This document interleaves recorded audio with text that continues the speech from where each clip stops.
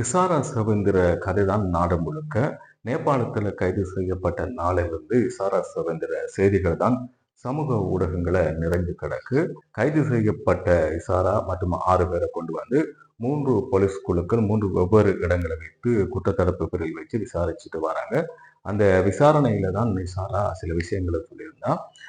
இந்த கனமுல்ல சஞ்சீவவை நாங்க முதல்ல கம்பஹா நீதிமன்றத்தில் வைத்து தான் கொலை செய்ய திட்டமிட்டோம். ஆனா அங்க எங்களுக்கு அந்த கச்சிதமா அந்த கொலை எங்களால் முடிக்க முடியல.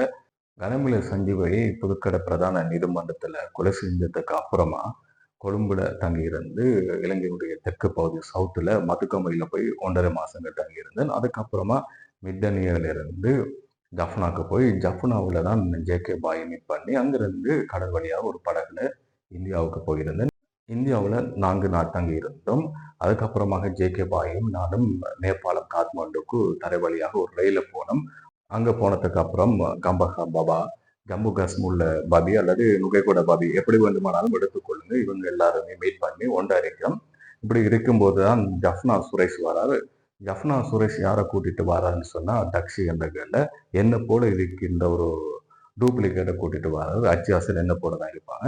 இவவை பயன்படுத்தி இவ வச்சு பாஸ்போர்ட் எல்லாம் செஞ்சு யூரோப் கண்ட்ரிக்கு போறதான் எங்களுடைய நோக்கம். என்ன எப்படியோ ஐரோப்பியாவுக்கு அனுப்புற நோக்கமாக இருந்தது.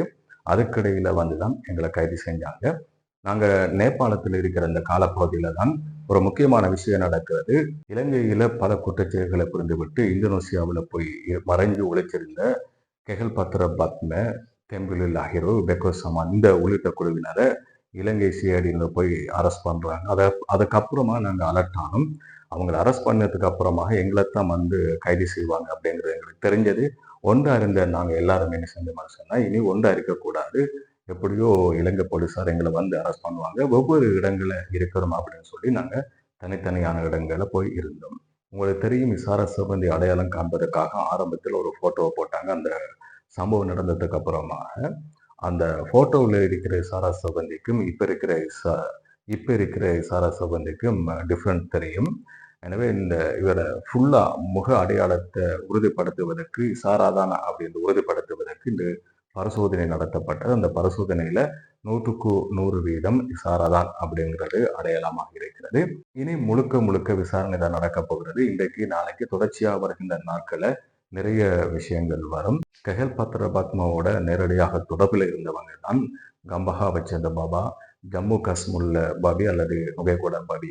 எப்படி இருந்தாலும் பிரச்சனை இல்லை. இவங்க நேரடியாக தொடர்பு இருந்தாங்க. இந்த 2 பேரும் நிறைய போதை வஸ்து வியாபாரத்தில் ஈடுபட்டிருக்கிறாங்க. அதே போல கொலை குற்றங்களையும் ஈடுபட்டதாக சொல்லப்படுகிறது.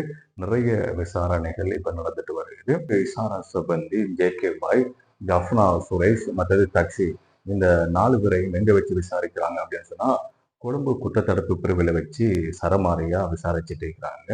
கம்பஹா பாபாவை எங்க விசாரிச்சுட்டு இருக்காங்க அப்படின்னு சொன்னா பேலியகுட மாவட்ட குற்றத்தடுப்பு பிரிவில் வச்சு விசாரிச்சுட்டு இருக்கிறாங்க.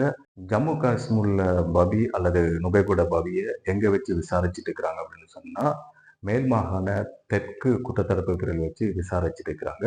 இந்த 3 இடத்துல வெவ்வேறு இடங்களை வைத்து இப்ப விசாரணை நடக்குது.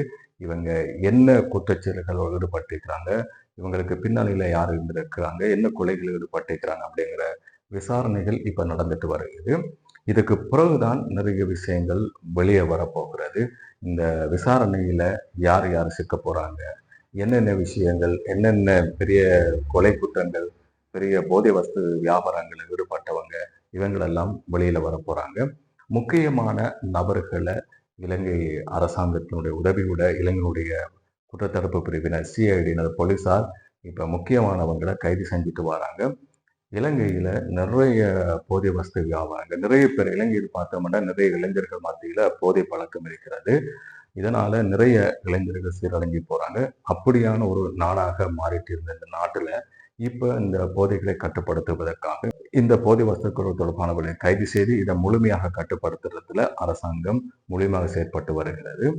இலங்கையில இவ்வாறான குற்றச்செயல்கள் நடப்பதற்கு, இவ்வாறான மாபாதக செயல்கள் நடப்பதற்கு யாரெல்லாம் காரணமாக இருக்கிறாங்க அவங்களெல்லாம் தண்டிக்கப்படணும். இப்ப இசாராவோட சம்பந்தப்பட்ட அந்த 6 பேரையும் குற்றத்தடுப்பு பிரிவில் வச்சு விசாரிச்சுட்டு இருக்கிறாங்க. நிறைய விஷயங்கள் வெளிவரும். வெளிவந்ததுக்கு அப்புறமாக உங்களோட நான் அதை பகிர்ந்து கொள்கிற என்ன விஷயம் அப்படிங்கிறத தொடர்ந்தும் எம்மோட சேனலோட இணைந்திருங்க. சப்ஸ்கிரைப் பண்ணுங்க. இது சம்பந்தமான கருத்துக்களை கொமெண்ட்ஸில் சொல்லுங்க.